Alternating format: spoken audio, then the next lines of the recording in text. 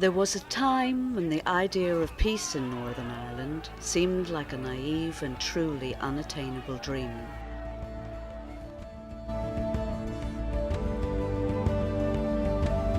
Endlessly, our people gathered their strength to face another day, and they never stopped encouraging their leaders to find the courage to resolve this situation so that our children could look to the future with a smile of hope. Trouble today, you're only putting those people through more suffering. My dad had a couple of heroes. Abraham Lincoln was a hero of his. His own dad was a great labor leader. But John Hume was a modern-day saint and a hero of my dad's. John Hume's singular vision of peace recognised the critical need for international intervention in the terrible and bloody conflict which threatened to ruin the island of Ireland. To this end, and inspired by Martin Luther King's civil rights movement, he made the first of his many visits to the US in 1969, where he befriended many US congressmen, most crucially the Four Horsemen.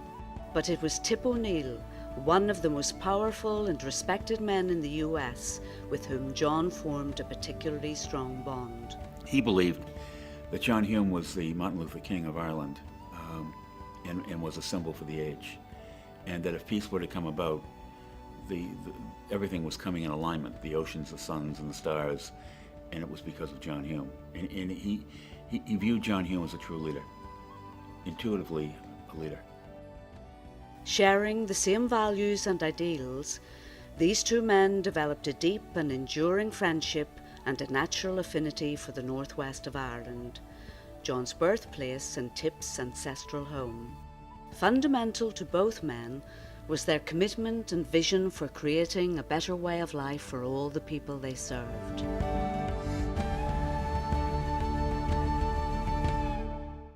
O'Neill was enormously impressed by Hume. I would say more impressed by Hume than almost anybody in politics that he ever met.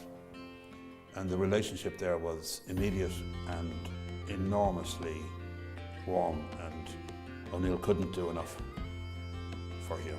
It was a very important personal relationship as well as a very important political relationship. The Northern Irish conflict was always a deep-rooted emotional issue for Tip. He believed the situation was intolerable and was instrumental in helping John effect a significant change in how the Northern Irish situation was viewed, not only by Irish American politicians, but also crucially by the White House.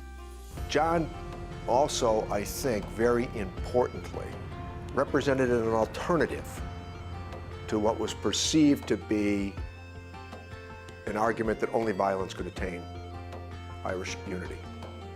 And he was prepared to take that to a new level of discourse and to say, I represent the tradition of King and Gandhi, and we can achieve the same end absent violence. He would speak to anybody who could save a life. And his argument was there are 20,000 soldiers on the streets. They haven't done anything to further the situation. If I can save one life by talking to somebody, I certainly will do it.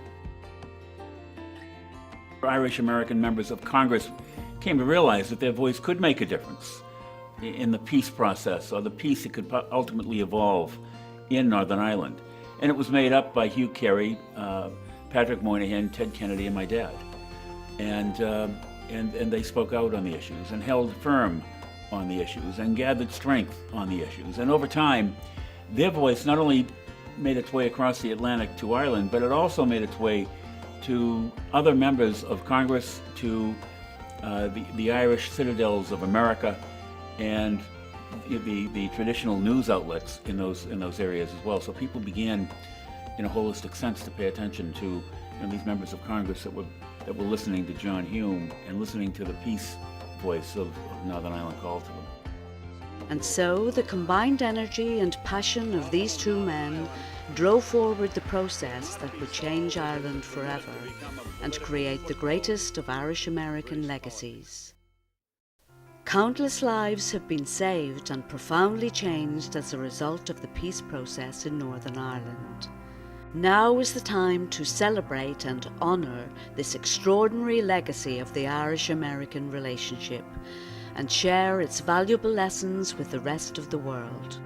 The University of Ulster will do this by establishing the John Hume and Thomas P. O'Neill Chair in Peace at the McGee campus in Derry. The chair, the most senior academic position, will be based at the university's world-renowned and internationally acclaimed Peace and Conflict Centre in Derry.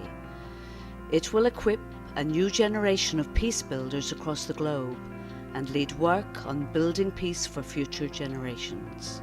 I think it's very appropriate that there should be a chair in peace studies in the names of Tip O'Neill and John Hume at the University of Ulster. No more appropriate setting where people can come and learn, hopefully learn, from the past. While peace has transformed Northern Ireland, it is still evolving. It is fragile.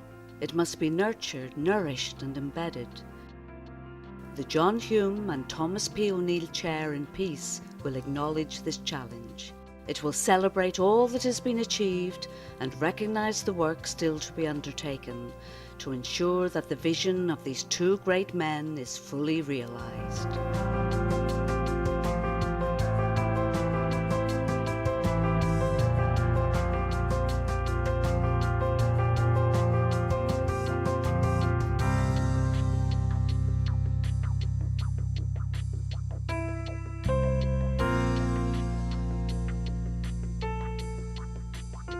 And I will now end with a quotation of total hope, the words of a former laureate, one of my great heroes of this century, Martin Luther King Jr. We shall overcome. Thank you.